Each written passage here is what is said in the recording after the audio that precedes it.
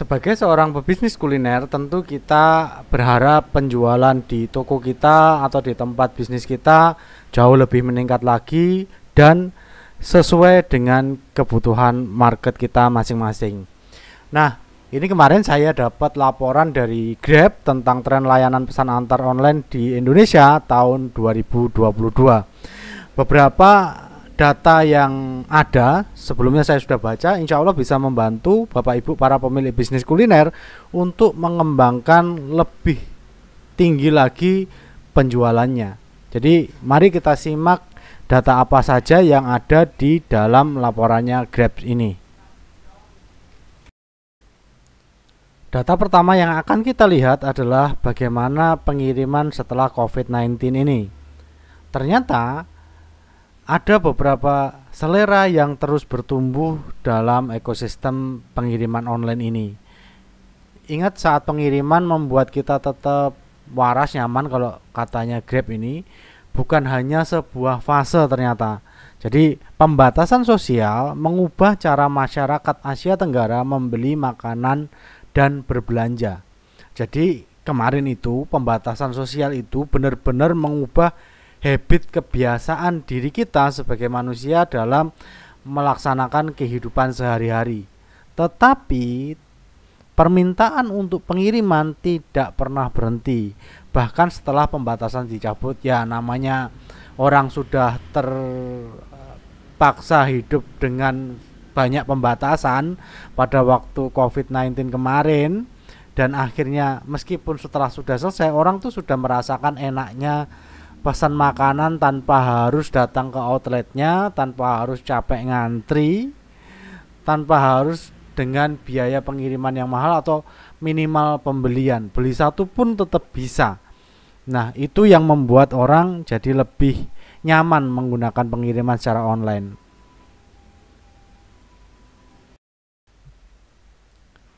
Jadi kebiasaan pengiriman ini akan tetap ada meskipun COVID itu sudah nggak ada. Jadi menurut Grab kemarin, konsumen GrabFood itu meningkat 1,5 kali, GrabMart juga 1,5 kali. Nah, konsumen itu tidak hanya sekedar memesan lebih banyak, tapi mereka juga menghabiskan lebih banyak perpesanan. Jadi mereka perpesanan itu mereka menghabiskan belanja lebih banyak. Di GrabFood rata-rata tumbuh 54%, sedangkan di GrabMart tumbuh sekitar 90%. Ini kalau di GrabFood ini data 2022 dibandingkan dengan data 2019. Sedangkan di GrabMart data 2022 dibandingkan tahun 2020.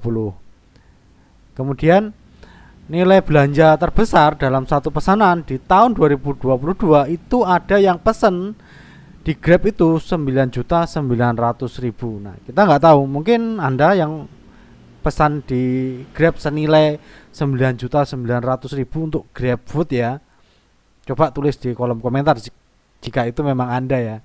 Saya juga penasaran siapa orang yang pesan di GrabFood senilai 9.900.000. Dan ternyata konsumen di Asia Tenggara ini terus belanja lebih banyak di tahun 2022. Dari data Grab ini ternyata 1,3 kali pengeluaran pengiriman makanan dan bahan makanan terjadi pada tahun 2022 ini dibandingkan tahun 2021. Jadi alasan utama orang Indonesia menggunakan layanan pengiriman ini ada 3. Yang pertama karena nyaman, kenyamanan yang diperoleh. Kemudian yang kedua karena sesuai dengan kebutuhannya.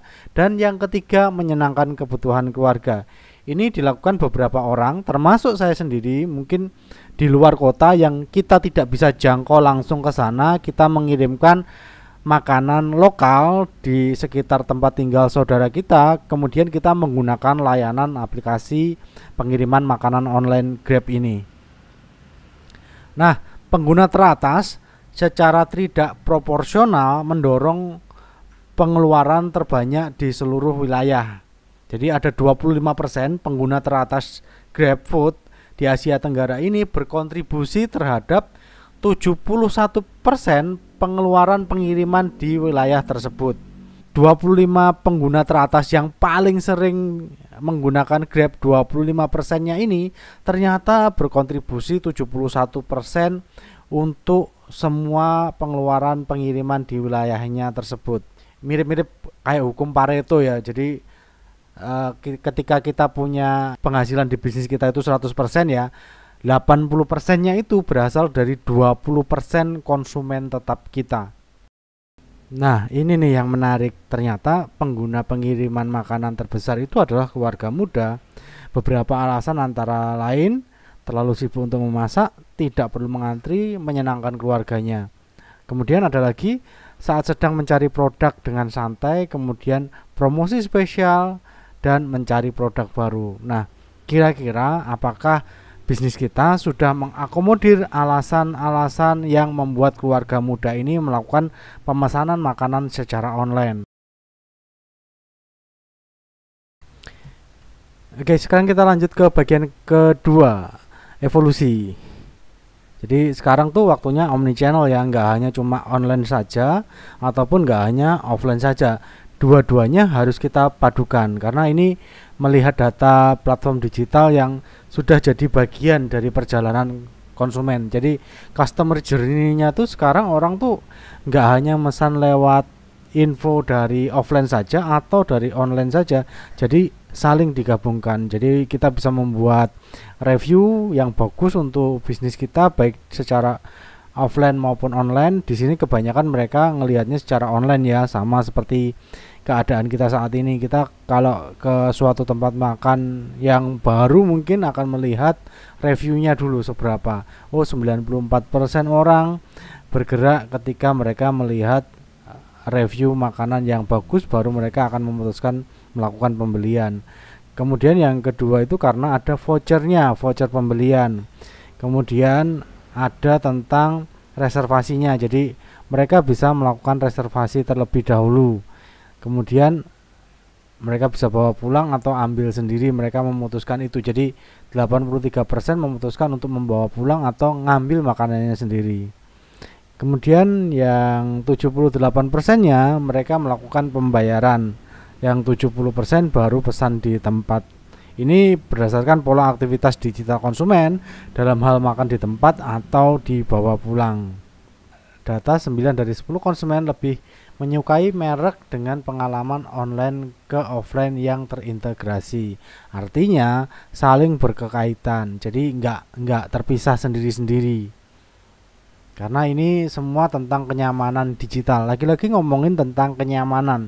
Satu aplikasi untuk menelusuri, memesan, membayar, membaca ulasan, dan membeli penawaran. Baik itu memesan di tempat, makan di tempat, atau dibawa pulang. Kami ingin itu tersedia melalui aplikasi Grab. Jadi orang tuh pengen semuanya ada di satu aplikasi, di platform digital juga, supaya orang tuh merasa lebih nyaman. Nah, ketika orang sudah nyaman, kemudian dipadukan dengan servis kita di bisnis offline kita, itu nanti akan saling berkaitan. Saat ini aplikasi pengiriman tidak hanya mengirimkan saja, tapi juga membantu penemuan. Nah, 88% orang itu mengetahui toko baru itu karena aplikasi pengiriman. Jadi kita itu kadang nggak tahu kalau ada toko itu, ternyata di aplikasi pengiriman itu ada. Kemudian 90%-nya mencoba setidaknya satu toko baru di aplikasi pengiriman yang belum pernah mereka coba secara langsung. Saya pun juga pernah melakukan hal itu. Jadi saya membeli berdasarkan menu yang ada, bukan melihat lagi tokonya baru atau toko lama. Jadi habitnya sudah berubah. Sebelumnya mungkin kita hanya membeli dari toko yang memang sudah terpercaya dan memang terbukti kualitasnya bagus secara makanannya, secara servisnya. Tapi ketika ada aplikasi online seperti ini, 90% orang mencoba. Intinya mencoba setidaknya satu toko supaya mereka memenuhi rasa ingin tahunya, rasa variasinya. Kemudian 74%-nya menjelajahi aplikasi pengiriman tanpa mempertimbangkan restoran atau toko apapun ya tadi. Orang searching aja, nggak ngelihat restorannya, nggak ngelihat nama tokonya juga nggak. Nah, yang paling harus kita perhatikan adalah ternyata rata-rata 17 menit waktu yang dihabiskan konsumen untuk mencari sebelum melakukan pesanan di GrabFood. Ini menurut data GrabFood ya. Jadi mereka itu scrolling, baca-baca review, ngelihat menu itu rata-rata mereka menghabiskan waktu sekitar 17 menit. Jadi mereka keputusannya itu pada saat mereka melihat tampilan toko kita di online. 9 dari 10 mitra mengatakan bahwa platform pengiriman wajib dimiliki agar bisnis mereka dapat bertahan. Nah, kalau melihat data ini, bisnis yang menggunakan jasa pengiriman online pendapatannya meningkat 15% sebelum bergabung di platform pengiriman online. 73% pedagang di Asia Tenggara mengaitkan sebagian besar penjualan online mereka dengan GrabFood. Hal ini juga diaminin oleh salah satu tim dari McDonald. Jadi pembelian online itu membentuk 30% dari bisnis mereka di Asia, yang tadinya hanya 10% sebelum Covid. Jadi benar-benar pengiriman online itu merevolusi bagaimana cara orang melakukan pembelian makanan. Wah, kalau data yang ketiga ini yang paling ditunggu banyak orang nih, pesanan paling laris di Grab. Ayo kita cari tahu kira-kira apa aja sih pesanan yang paling laris di GrabFood itu. Udang keju menggantikan tempe sebagai camilan favorit. Jadi kalau zaman dulu mungkin masa-masanya orang hanya makan gorengan, sekarang orang tuh sudah mulai berpindah. Jadi udang pun sekarang dijadikan camilan, bukan lagi lauk. Jadi kita lihat sekarang datanya. Pesanan teratas orang Indonesia di GrabFood tahun 2021 dan 2022. Tahun 2021 yang peringkat pertama nasi goreng.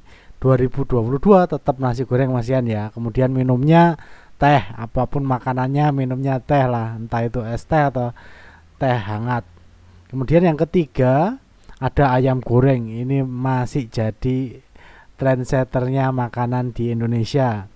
Jadi ayam goreng ini masih tetap jadi yang teratas. Kemudian kopi, ya kalau tahun 2021 kemarin coba ingat lagi, tahun 2021 kemarin kan banyak kafe kopi-kopian banyak banget, makanya kopi menjadi peringkat keempat. Sedangkan di tahun 2022 ini yang jadi trendsetternya itu ada di mie iblis. Jadi mie pedes-pedesan kayak gitulah.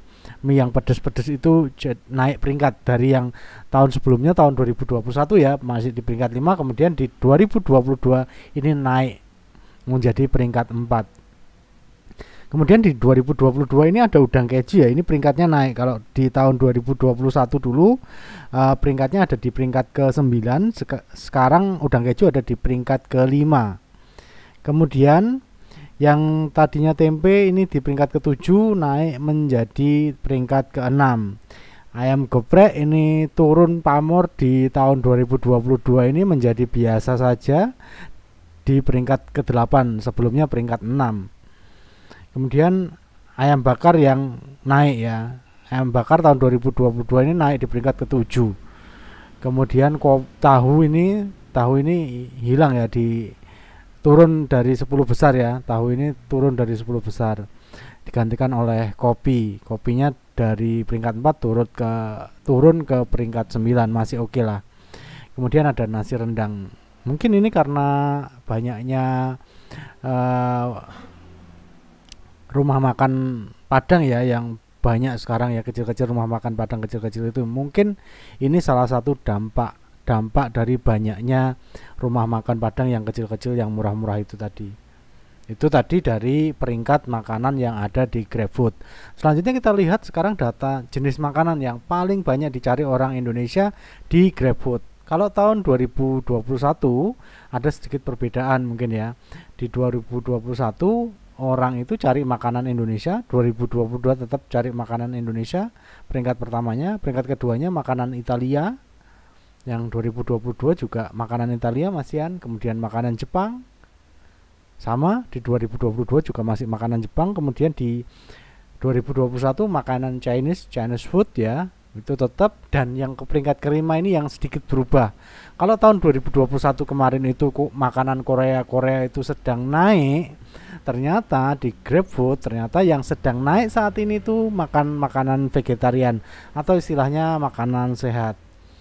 Jadi masakan vegetarian itu sekarang lagi digemari daripada masakan masakan Korea. Jadi kita sedikit banyak kalau tahu tentang hal ini, berarti kita waktunya menciptakan menu yang relevan dengan data yang ada saat ini. Data selanjutnya adalah dari GrabMart sebesar 20% lebih banyak untuk bahan makanan dan produk segar. Jadi di tahun 2021 itu GrabMart ada 10 ranking produk yang dikirim melalui GrabMart, antara lain minyak goreng, mie instan, gula, sayuran, kopi, tas belanja, buah-buahan, susu, nasi, dan es krim. Kemudian di tahun 2022 ada beberapa yang naik, antara lain mie instan, sayuran, kopi, nasi, dan daging ayam. Kemudian ada telur dan minuman botol ya. Oh, botol minuman. Oke. Orang Indonesia itu tidak pernah bosan sama mie instan. 10 bungkus mie instan terjual setiap menit pada tahun 2022 di aplikasi GrabMart. Nah, coba tebak apa yang paling banyak dimakan orang itu sepanjang hari kalau kita ngelihat datanya yang seperti ini.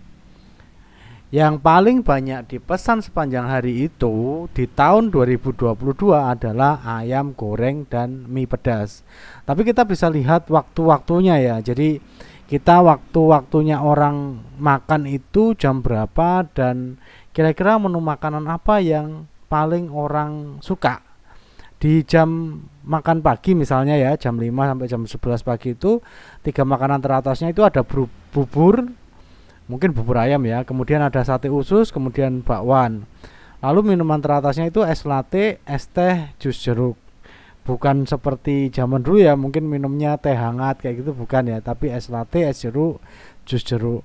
Kemudian ketika makan siang antara jam 11 sampai jam 3 itu ada 3 makanan teratas, yaitu nasi rendang, kemudian ada ayam bakar dan nasi, perkedel dan tempe. Wah, perkedel ini saya seneng banget nih. Kemudian ada 3 minuman teratasnya masih es latte, es teh, dan jus jeruk, masih sama ya. Kemudian waktu ngeteh, di jam ngeteh antara jam 3 sampai jam 6 sore. 3 makanan teratasnya itu siomay, gorengan, dan ayam bakar. Minumannya agak sedikit berbeda, yaitu es latte, es teh, dan Thai tea. Lalu di jam makan malam antara jam 6 sampai jam 10 itu 3 makanan teratas adalah nasi goreng, nasi ayam, dan gorengan. Kemudian 3 minuman teratasnya itu es teh, jus jeruk, dan es latte.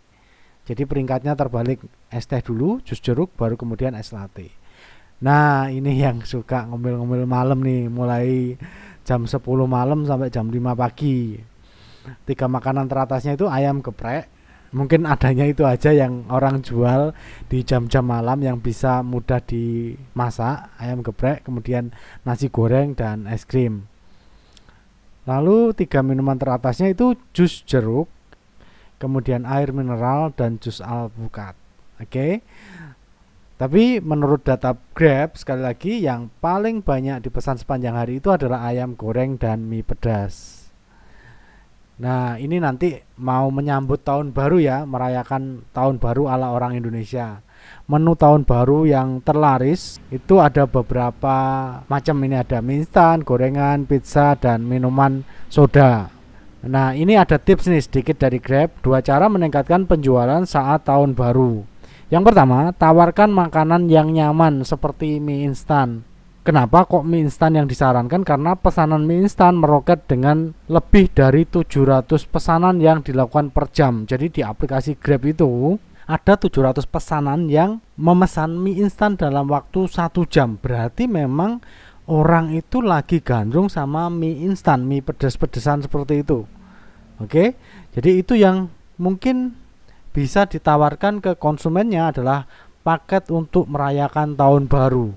Lalu kemudian yang kedua adalah penuhi kebutuhan pesta dengan gorengan dan minuman berkarbonasi. 2 menu ini bersama pizza adalah makanan yang meramaikan detik pergantian tahun. Dan 1 pesanan seringkali disajikan untuk 3 orang atau lebih. Jadi orang memesan itu rata-rata seringkalinya untuk 3 orang. Jadi bagaimana kita membuat menu yang cukup untuk 3 orang berdasarkan menu yang terlaris dari GrabFood ini. Nah, dari data penjualan Grab ini selanjutnya ada juga tentang Ramadan ya, tema Ramadan. Selama Ramadan itu ada apa aja.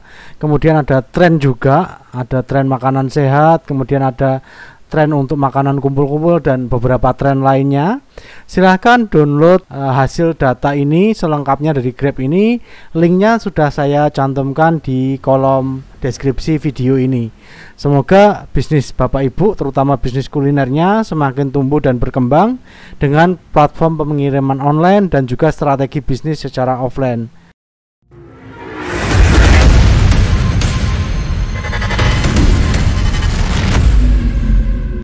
Ini yang hampir kelupaan, ada tren yang keenam yang perlu kita bahas sekarang juga, yaitu adalah dengan menambahkan menu yang harganya sekitar 2.000 ke atas. Kenapa 2.000? Karena menurut Grab, rata-rata orang beli GrabFood itu di GrabFood itu menghabiskan nominal 38.000.